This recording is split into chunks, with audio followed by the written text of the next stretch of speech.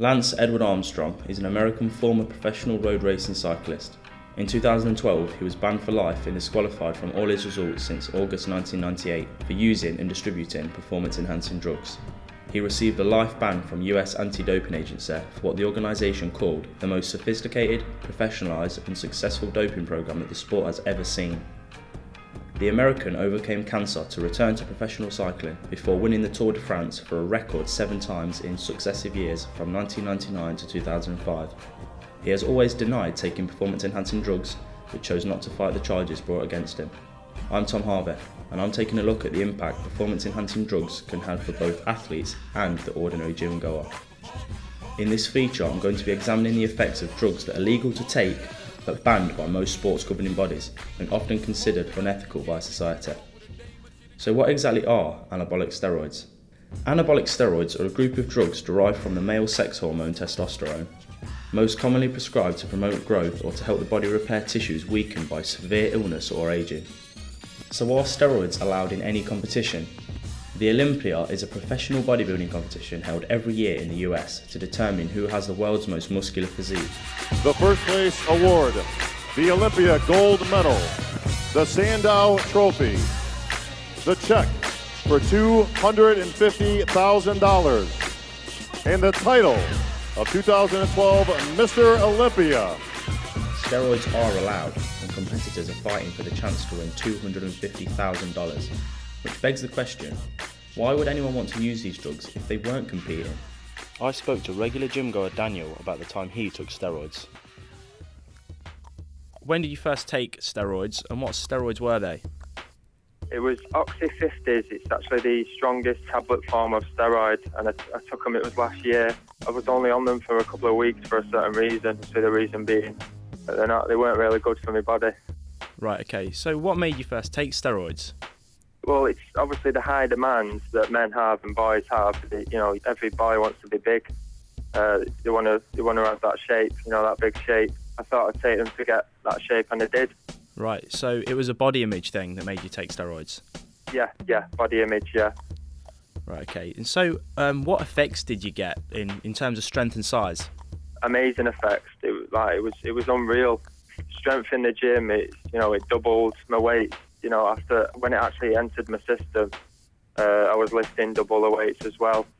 But I noticed I was very aggressive as well outside the gym. So, was that one of your reasons for stopping the steroids?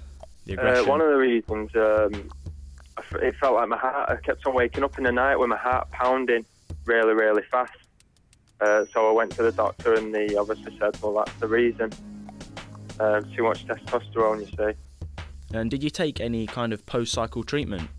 I started on natural testosterone boosters, and I also took them afterwards. So instead of just stopping the steroids and then putting my body into shock, I sort of, lowered it down and then lowered the dose down gradually, so it didn't put my body into shock with, no testosterone going in whatsoever. Right, okay. So did you see many after effects after you'd come off the testosterone boosters as well? I lost a lot of size because I did have a lot of water retention as well as. So yeah, I did lose a lot of size. I actually went smaller than I was before I started them. Right. So would you take steroids again? I have been thinking on it, but it's not worth it. So no, I'm just going to try and do it all natural. Steroids come in 2 different forms: oral tablets and injectables. Injectable steroids are more effective than oral steroids because they don't have to pass through the liver, but instead go straight into the bloodstream. Oral form steroids are toxic to the liver, and without the correct post-cycle treatment can be potentially very dangerous. The danger with injectable forms of steroids is that needles can easily become contaminated, leading to infection in the user. Many first-time users start off with oral steroids because they have a half-life of just a few hours, compared with the 2-week half-life of injectables. This means that any side effects from oral steroids can be eradicated quickly. So is it all about being bigger than the person next to you, even if there's no prize? And just how safe are these drugs? I often hear steroids mentioned in the same sentence as cheating, but when watching professional bodybuilders, I see levels of dedication and commitment that appear to be far higher than in any other competition. But is it the steroids that are making these athletes train so hard? If steroids were allowed in other sports, would we see levels of performance greater than ever before? I went and spoke to people outside the University of Salford gym to find out what the average gym goer thinks about steroid use. I believe in earning things. I don't think there is really a quick way of doing it and achieving the actual result you want without any side effects or anything like that. But if you do it the old-fashioned way, then you'll be able to get there, you'll be proud of doing it, and you'll look great. I know a lot of people that take steroids just to bulk up for like shows and stuff like that. For people that say that they don't agree with them, I don't really understand why they don't agree with them, because if it's your own body, it's your choice. If they don't want to take it, fair enough. They might not want to put like chemicals or whatever it is, I don't know what it is, into their body, but if it's your own choice, isn't it? So if you want to take steroids, take steroids.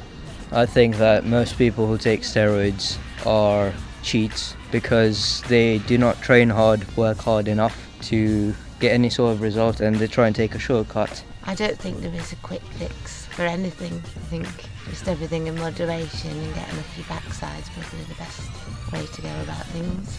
Why do you think the general public have such a negative view of steroids? The side effects, really. There's some really bad side effects, but I think that's due to people abusing them, because obviously your body produces testosterone anyway, but obviously adding that, that bit more will get you the gains, but obviously abusing that testosterone will, your body won't be able to cope. Right, okay, so what kind of advice would you give to anyone looking to go on steroids for the first time if they want to do it properly? If they were really willing to do it, I'd say do it properly. Take the right amount, don't abuse it, drink plenty of water, and have a healthy diet. And you shouldn't really have any bad side effects other than acne and all the minor ones. Whether it be by the casual user or competitive bodybuilder, steroid use is unnatural. It is a chemical change to the body that affects our physical structure, creating a physique unintended by nature. Steroids are generally frowned upon by society, and I'm certain that most doctors wouldn't advise their use. However, in some extreme cases, anabolic steroids have been prescribed to victims of serious accidents or illnesses where muscle repair would be almost impossible without the use of these drugs.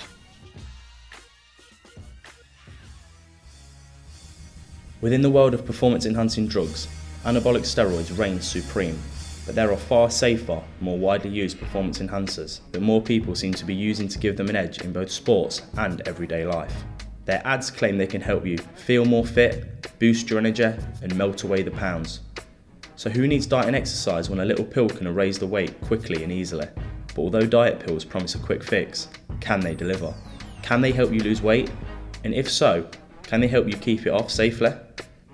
Weight loss questions aside, several diet drugs over the last decade have been associated with serious heart problems and other health-related issues, and diet pills have been linked to a number of deaths. Diet drugs are available in several different forms, including prescription drugs, over-the-counter drugs, and herbal supplements. People buy them on the internet, and they don't know what they're buying, so it's pretty unhealthy. Also, seems to be everyone just wants to be this certain ideal. We were talking about that with our disco pants earlier. Yeah, we were trying on disco pants, it just wasn't a good look. But everyone wants to be this stick, and it's just not healthy. These diet drugs have turned into a multi-billion-dollar industry worldwide. Many over-the-counter diet pill manufacturers say their product will help you see miraculous weight loss, claiming that you can lose up to 30 pounds in as many days without diet or exercise. Their claims sound too good to be true, and the truth is, most of them are. Fran took T5s when she was trying to lose weight. I first tried T5s a couple of years ago before I went training with one of my friends. She was trying to lose a lot of weight in a certain amount of time, and she just offered me one, and I took it. We just kept going for hours. I remember my mate had to keep going down to the toilet to get toilet roll to dab herself because she was just sweating that much. So it makes you easily do 10 times more than you could do just your normal self. For longer period of times your heart's racing. But I remember after I came home, I just felt really sick. It's almost like a come down kind of thing because the body gets all excited. Right, so the T5s weren't a planned thing, it was just a one-off? It wasn't a planned thing, it was just a one-off. My mate she carried on taking her course, and I know a few people that do it every time before they work out, and even twice on a daily basis, just even if they're not working out, just for some energy. Okay, and I see you've got another bottle on the side here called EPH 25+. Tell us what these are. Yeah, this is a combination between ephedrine, caffeine, aspirin and Nanogen. I take these 15 minutes before I work out. They're nowhere near like as harmful as T5s, however ephedrine is illegal in the country. So you get them in from America. Ephedrine is basically, it's just a stimulant.